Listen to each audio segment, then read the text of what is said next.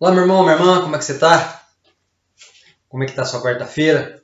Hoje é dia de culto, dia de palavra, dia de encher o nosso coração, dia de Deus nos abençoar e falar conosco, dia de Deus tratar do nosso corpo, da nossa alma e do nosso espírito através da palavra.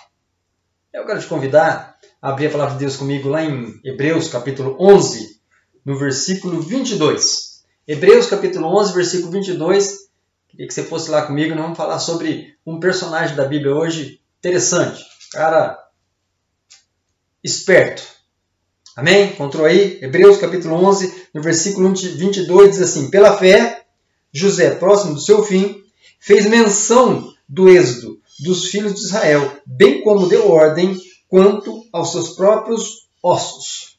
Só até aqui, nós vamos falar um pouquinho sobre José. Aqui, Hebreus capítulo 11, trata dos heróis da fé, né? Aqueles que Deus usou em toda a Bíblia, aqui no Velho Testamento, né? Homens como Moisés, como Abraão, como Isaac, como Jacó, né? E tantos outros, José, e tantos outros homens usados para a glória de Deus.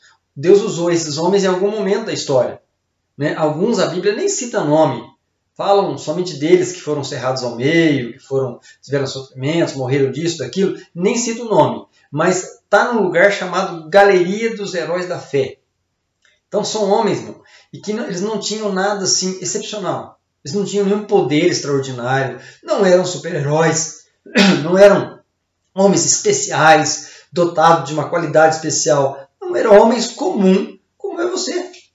Simples assim. Como diz a Bíblia lá em Tiago, quando fala de Elias, que Elias era um homem sujeito às mesmas paixões que nós, um homem comum, um homem simples. A diferença é que esses homens ousaram crer em Deus. Eles tinham ousadia de acreditar em Deus. E hoje nós vamos falar um pouquinho sobre José. Eu gosto de José porque José é aquele cara idealista prático, aquele cara que ele tem uma visão ampla do futuro e ele consegue se relacionar bem com pessoas. E é disso que eu queria falar um pouquinho hoje com você, de relacionamento. Como é que eu posso me relacionar com as pessoas? Né? Como é que eu posso, no meu trabalho, na minha família, na igreja, na vizinhança, como é que eu posso me relacionar com as pessoas de uma maneira que eu me dê bem, as pessoas gostem de mim, né? O meu relacionamento seja produtivo para passar para essas pessoas um bom testemunho. José era uma pessoa assim, José era uma pessoa que tinha essa qualidade. E a Bíblia, na história de José, é uma história longa, lá em Gênesis, em quase, acho que 20 capítulos ou mais, conta a história de José, e fala de José em 4 períodos da sua vida. O primeiro período de José é na casa de seu pai, quando ele era jovem, tinha ali 15, 16, 17 anos, e a Bíblia diz que ele tinha um relacionamento muito bom com seu pai. Muito bom. E o que marcava o relacionamento de José com Jacó era uma palavrinha chamada obediência. O José era extremamente obediente ao seu pai. Seu pai dizia: olha, eu preciso que você vá em tal lugar. José, sim senhor, ia lá e fazia o que o pai mandava. Olha, José, eu preciso que você vá até seus irmãos e leve um recado a eles. José imediatamente cumpria a vontade do pai. Primeiro passo aqui para que haja um bom relacionamento comigo e com os homens, e seja onde for, bom, eu preciso ter um bom relacionamento com Deus, meu pai, seu pai. Se eu não for bem relacionado com Deus, dificilmente eu vou me relacionar com as pessoas. Eu preciso entender isso. Se não houver obediência da minha parte para com Deus, eu também não vou conseguir me relacionar bem com o próximo.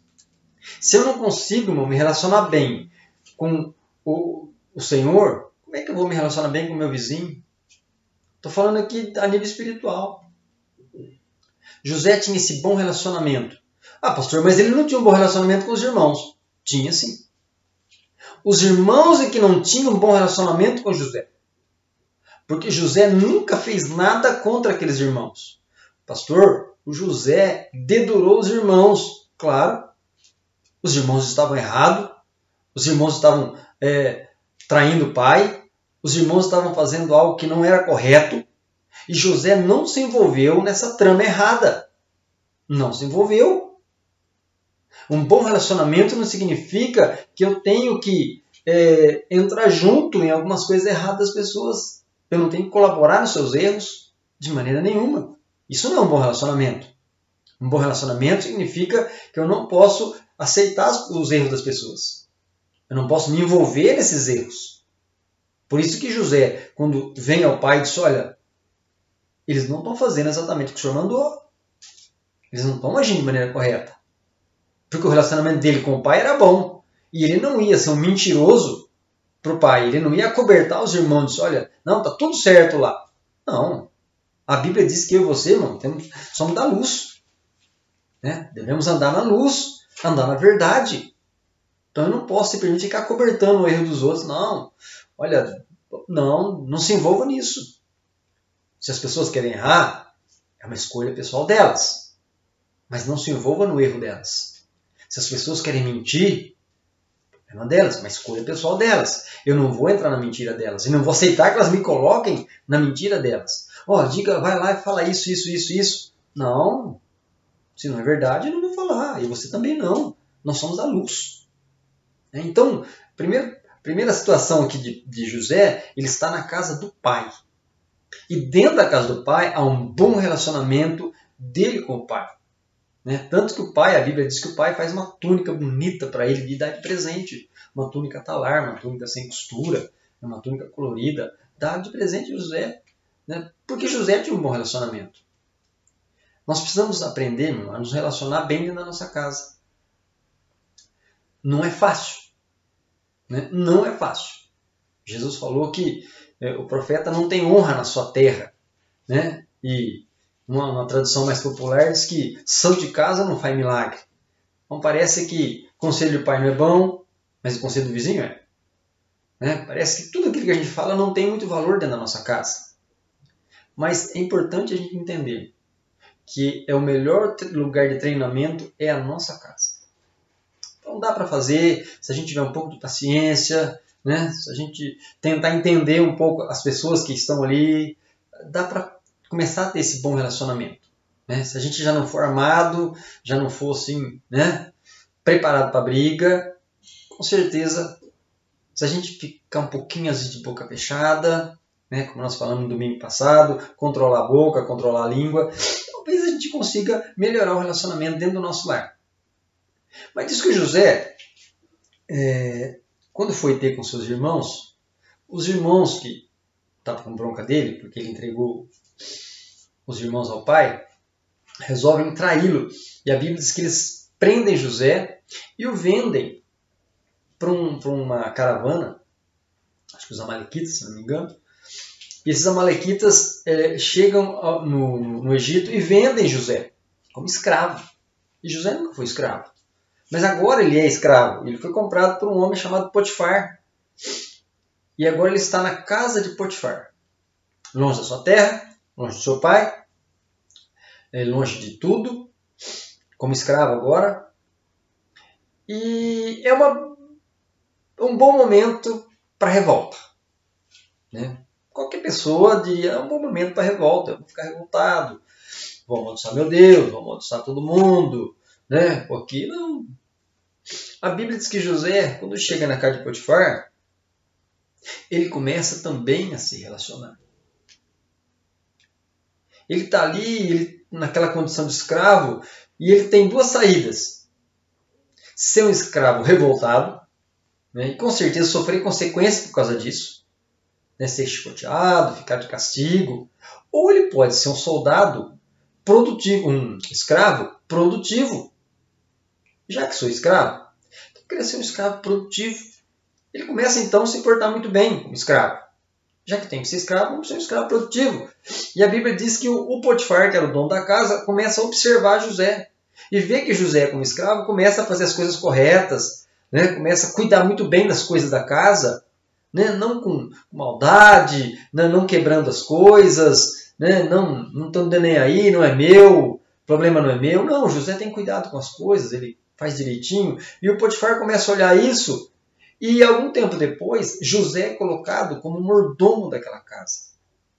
Como o cara responsável por todas as coisas daquela casa. O bom relacionamento, irmão, leva a isso. Leva a esse tipo de coisa. Ele podia ter ficado muito chateado, revoltado da vida, porque ele não fez nada para estar ali. Ele não era culpado de nada. Mas é assim, eu gosto de uma frase que eu ouvi por aí, não me lembro aonde. Floresça onde você está plantado. José, nesse momento, ele estava plantado numa casa estranha. E ele tinha motivos. Talvez se ele ficasse revoltado, eu e você também ficaríamos. Mas José, ele escolhe não ficar revoltado, escolhe se relacionar bem com o Potifar, escolhe se relacionar bem com os outros escravos daquela casa. Ele começa a se relacionar naquele lugar. E começa a ser produtivo. E as pessoas enxergam, meu irmão, quando a gente é produtivo. As pessoas sabem quando nós cuidamos bem das coisas delas. Elas sabem disso. O seu patrão, se você for um cara cuidadoso, ele vai notar isso no devido tempo. Ele vai notar. Tá? Fique tranquilo. Meu patrão não nota, não. Fique tranquilo. Faz direitinho. Faça bem feito. Faz aquilo que a Bíblia diz. Tudo que vier à tua mão, faça bem feito. No tempo certo, seu patrão vai notar. E se o patrão não notar, Deus vai notar. Pode ficar sossegado. Porque é promessa de Deus. E o José está ali na casa de Potifar, faz bem feito, é elevado de cargo, agora ele está como senhor daquela casa, ou pelo menos o contador, o tesoureiro daquela casa, o cara que comanda aquele lugar. Diz a Bíblia que nem Potifar sabia o que se passava naquela casa, porque José comandava muito bem. E esse muito bem era todas as coisas no seu lugar, todas as contas pagas, tudo que precisava ser comprado estava comprado. Estava tudo tranquilo. Quando o Potifar chegava em casa, ele não tinha reclamação de nada. Então José era um homem que se relacionava muito bem aonde ele estava. Tivemos um problema com José, porque a esposa do Potifar meio que se apaixonou por José. E tentam ali, você conhece a história, ela tenta José de todas as maneiras, e José não aceita o assédio daquela mulher, porque era um moço de Deus. E aquela mulher então arma ali um escândalo e acusa José de estupro, acusa José de assediá-la. E o Potifar então manda José para a prisão. Mas é interessante que o crime que ela disse que José havia cometido, o castigo era a morte. Porque o Senhor era dono do escravo. Ele era senhor, inclusive, da vida. Mas é interessante que o Potifar não manda José para a morte, mas manda José para a prisão, porque eu acho que o Potifar conhecia um pouco a esposa que tinha. Mas enfim, José agora não é mais um escravo. Agora ele é um preso, acusado de um crime grande. E ele está na cadeia. Agora sim, ele tem motivo então para se revoltar. Mas José então, de novo, ele resolve se relacionar naquele lugar onde ele está. E ele fica amigo dos presos. Ele começa a conhecer os presos. Ele fica amigo de um, fica amigo do outro, fica amigo do outro. Pouco tempo depois, ele fica amigo também do carcereiro daquela prisão. Ele começa a ter um bom relacionamento com todo mundo. E ele começa, dentro daquela prisão, também a ser produtivo naquele lugar. O que é que nós podemos fazer para melhorar essa prisão? O que é que nós podemos fazer? José então começa a ver. Talvez chame o carcereiro e diz, olha, se você arrumar para a gente umas 2 latas de tinta, nós podemos pintar isso aqui. Talvez chame os presos, pessoal, vamos dar uma varrida, vamos tirar essa sujeirada toda aí. Vamos começar a ser um pouco mais ordeiro nesse lugar. Já que a gente está aqui dentro, vamos deixar isso aqui pelo menos limpo. Não precisa ser um chiqueiro de porco isso aqui, só que nós estamos presos. Nós podemos ter uma vida melhor aqui. Nós temos tempo para isso. Talvez ele comece a juntar aquele povo e faça daquele lugar um lugar bonito, um lugar agradável. E com certeza funcionou tão bem que diz a Bíblia que o carcereiro deixou toda a prisão aos cuidados de José. Porque ele tinha um bom relacionamento. Ele se relacionava bem com as pessoas. Ele era produtivo onde chegava. Mas o tempo passa. Como ele tinha um bom relacionamento, ele conhecia a vida do padeiro, ele conhecia a vida do copeiro, e ele com certeza conhecia a vida de todos os presos. Com certeza era alguém, meu irmão, que se importava com as pessoas aonde ele estava.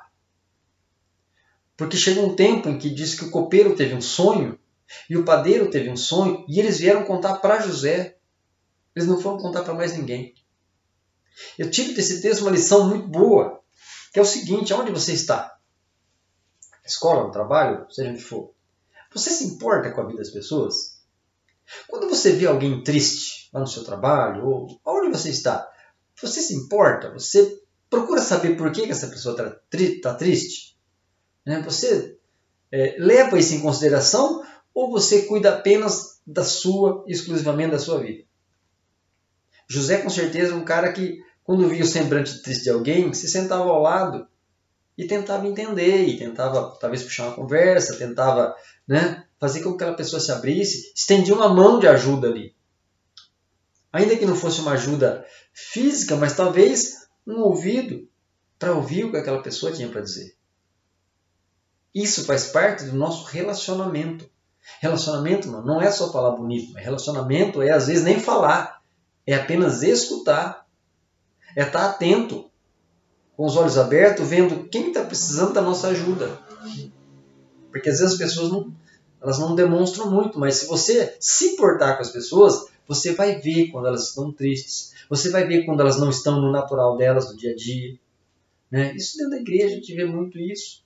Você chega lá, você olha uma pessoa e diz: a pessoa não está bem, ela está com semblante diferente hoje, ela não é assim. Normalmente ela sorri, hoje ela não está sorrindo.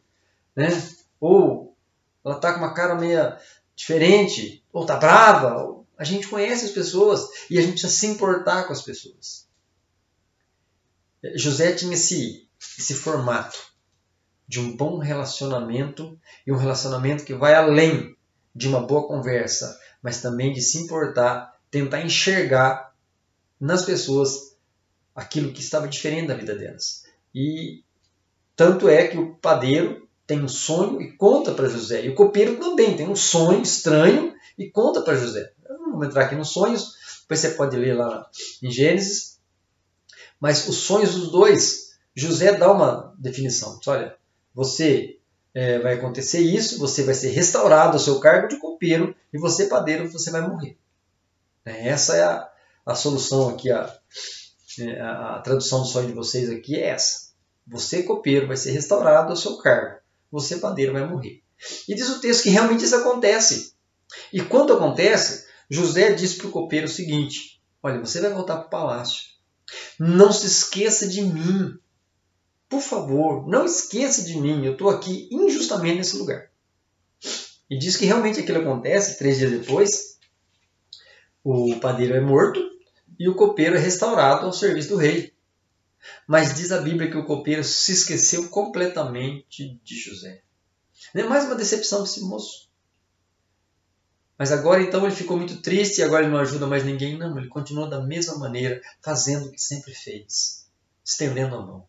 Não é porque você ajudou alguém em algum momento da vida e essa pessoa traiu você, essa pessoa decepcionou você, essa pessoa esqueceu você, essa pessoa não foi grata. Às vezes a gente tem essa mania de falar assim: quer saber? Não ajudo mais ninguém. Com certeza você já falou isso, eu também. Não ajudo mais ninguém. Quero que todo mundo se exploda. José não. José continuou na cadeia, servindo como sempre fez, ajudando como sempre ajudou. Não é porque o copeiro se esqueceu dele que ele ia agora deixar de fazer aquilo que ele tinha no coração. Você ajudou alguém, se a pessoa traiu você, continue fazendo, porque outras vão te agradecer. E se não te agradecer também, meu irmão, o agradecimento maior vem do Senhor. Nós não precisamos aqui ficar nos lembrando: a pessoa não me ligou, eu ajudei ela nem para dar um telefonema. Bom, a Bíblia diz que a direita não deve não deve saber o que a esquerda faz, quando se trata de ajuda. Não é isso que Jesus falou? Se a tua mão direita der uma esmola, que a esquerda não fique sabendo. Se a esquerda ajudar alguém, a direita não precisa ficar sabendo. Você não precisa, meu irmão, ficar botando no Face a sua ajuda, ficar avisando todo mundo que você está fazendo bem. Não faça isso. Não, você não precisa disso. A Bíblia diz que a recompensa vem do alto. É o Senhor quem nos recompensa. Não deixe uma atitude errada de uma pessoa, porque é errado. Quando a gente é ajudado por alguém, a gente precisa nos lembrar disso. Que eu devo ser grato a Deus. E também aquela pessoa, não custa você dizer, olha, muito obrigado.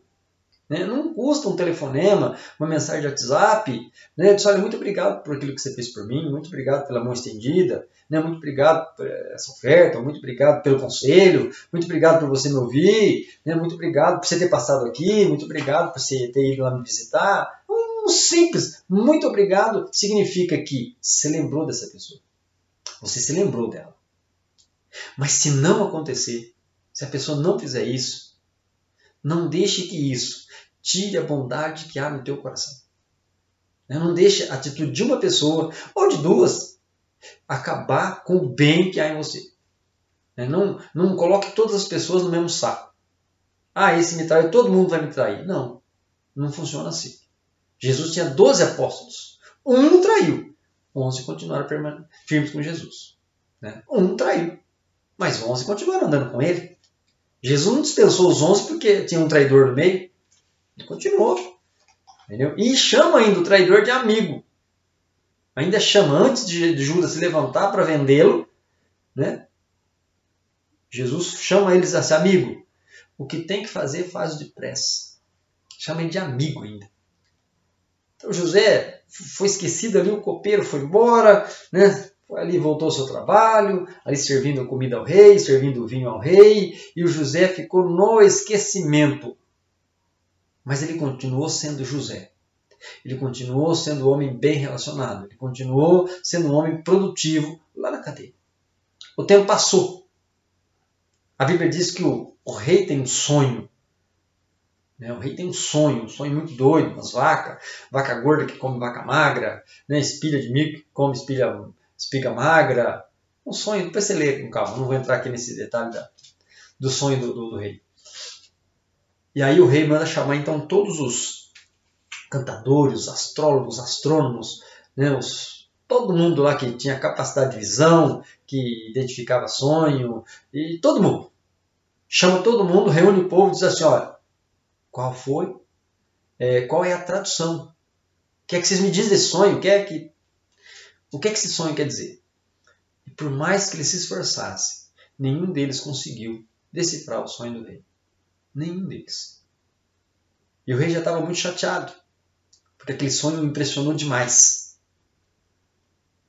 E nesse momento, em que o copeiro está servindo o rei está muito chateado por causa daquilo, o copeiro disse algo. Nesse momento ele se lembra de José.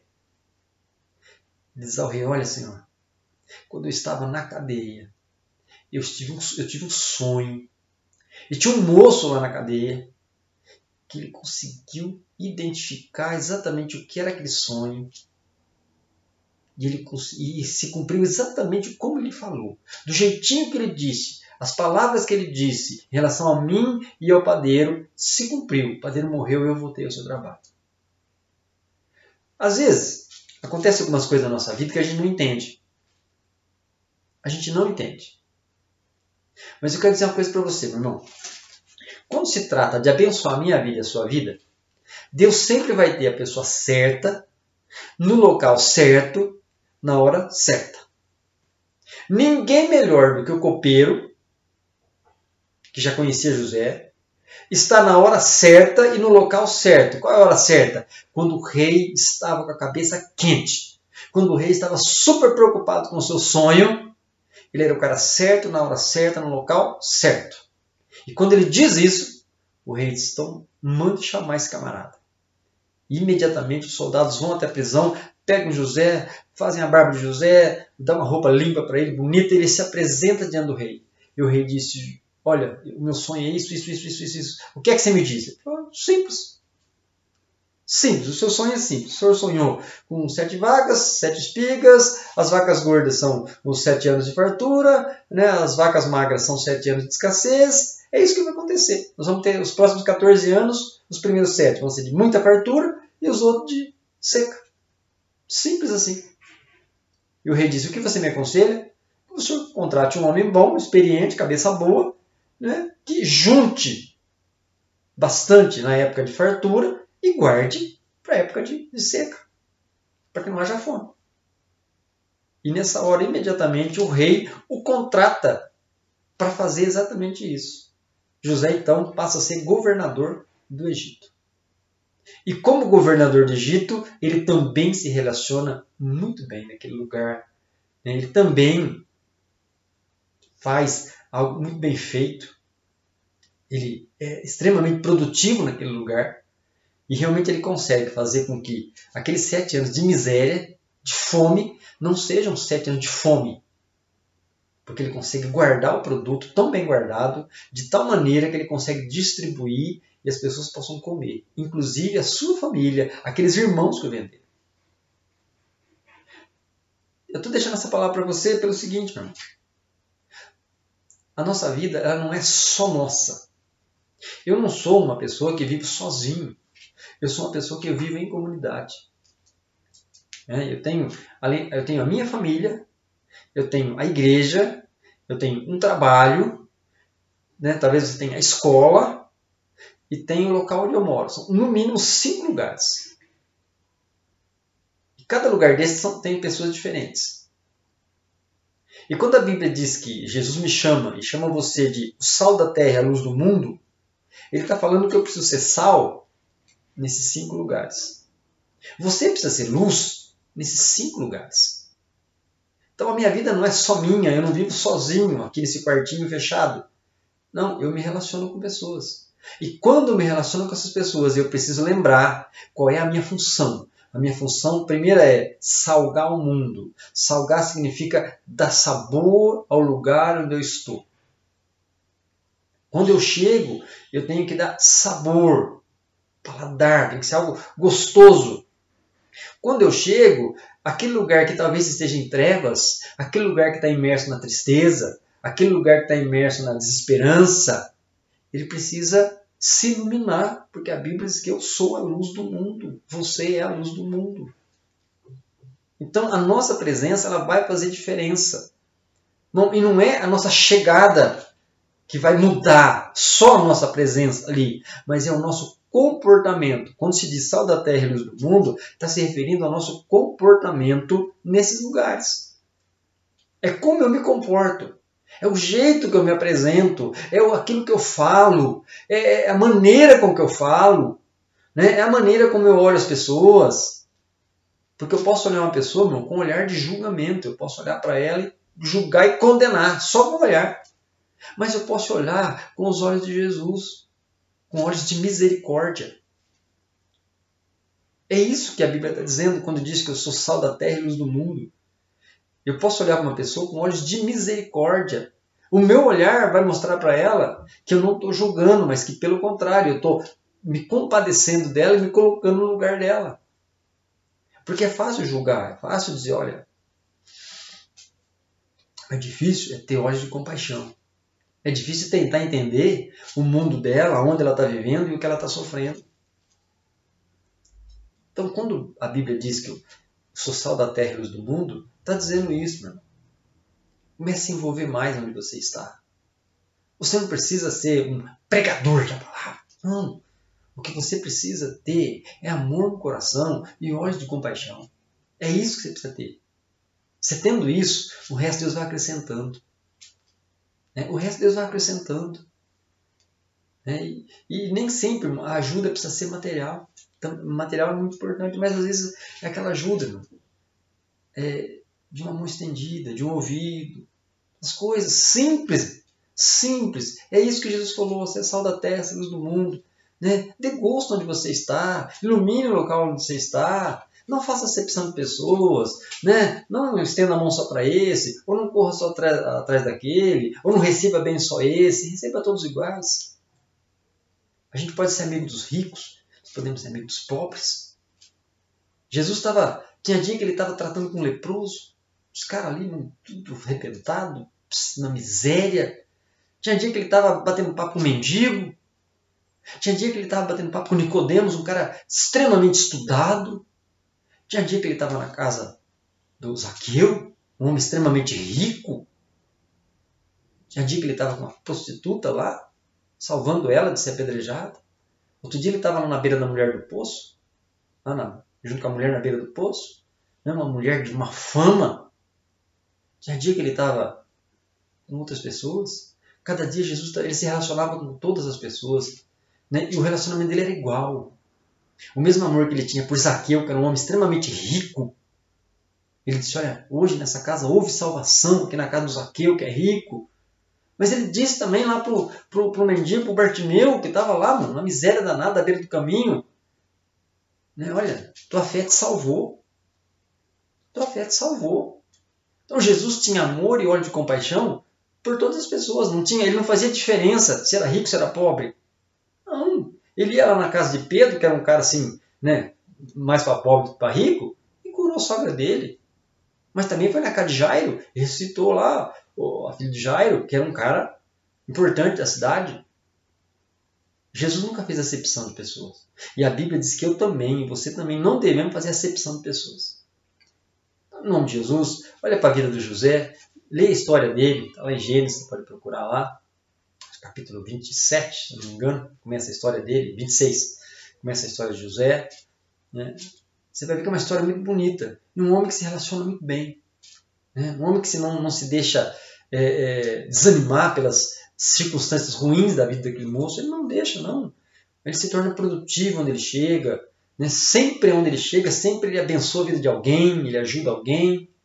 Né? E não era um homem de recurso. Não era um homem de recurso. Porque quando ele estava lá na casa de Potifar, ele não tinha recurso, recursos não eram dele. Quando ele estava na prisão, menos recurso ainda para ajudar. Mas era alguém que ajudava com as suas mãos, alguém que ouvia, alguém que, né, sabia se colocar na presença na situação do outro. Compaixão é isso. Então, pega a história desse moço, pega a história do próprio Jesus, que é o exemplo maior de bom relacionamento, vai ver que Deus vai te ensinar algumas coisas. Amém? Quero orar com você, quero abençoar a tua vida, quero abençoar a tua quarta-feira aí, a sua semana. Ore comigo, Pai, em nome de Jesus. Meu irmão, minha irmã, Deus que está aqui agora, ouvindo essa palavra, o Senhor conhece a vida dele, o Senhor conhece as necessidades, Deus, de cada um. O Senhor conhece, Deus, o que passa pelo coração, pela mente, o que tem subido a alma. O Senhor sabe, Deus, as tristezas que alguns estão enfrentando. O Senhor sabe, Deus, as dificuldades materiais que outros estão passando. O Senhor sabe, Deus, outros que estão aí doentes, Deus, precisando de uma cura. O Senhor sabe, Deus, de todas as coisas. A tua palavra diz que nada é encoberto aos teus olhos. Então, em nome de Jesus, eu queria pedir que o Senhor entrasse com providência, que nessa hora, Deus, saísse uma palavra do céu, que viesse de encontro, Deus, às necessidades desse meu irmão, dessa minha irmã, Pai, para abençoar a sua vida, para encher o coração, para suprir as necessidades, para Deus, para realizar um milagre. Enfim, Deus, que o Senhor possa agir com poder. Agir, Deus, através do extraordinário que a tua palavra fala. Agir, Deus, através daqueles milagres, Deus, que são tão mencionados na tua palavra, Deus, e que também na nossa vida acontece ainda hoje, porque o Senhor continua sendo o Deus da nossa vida. Então faz um milagre na vida deles, ó Deus, supra as necessidades, entra com a cura, ó Deus, ajude, Deus, meu irmão, minha irmã, nos relacionamentos, ó Deus, aí da vida, seja na família, seja lá no trabalho, seja lá na igreja, na escola, na vizinhança, ou qualquer lugar onde essa pessoa esteja, ajude ele, ela, nesse bom relacionamento. Dê olhos de compaixão, enche o coração de amor. Ó Pai, que em nome de Jesus, o Teu nome continue a ser glorificado na vida de cada um, para a glória do Teu nome, Pai. Meu irmão, minha irmã, Deus te abençoe. Tenha um bom final de semana aí, quarta, quinta, sexta, em diante aí, que Deus te abençoe. Que Deus continue com a boa mão dele sobre a tua vida. Amém? Com o amor de Deus o Pai, a graça de nosso Senhor Salvador Jesus Cristo e que a comunhão santa do Espírito Santo seja sobre a tua vida. Deus te abençoe. Fique em paz. Um abraço. Deus te abençoe.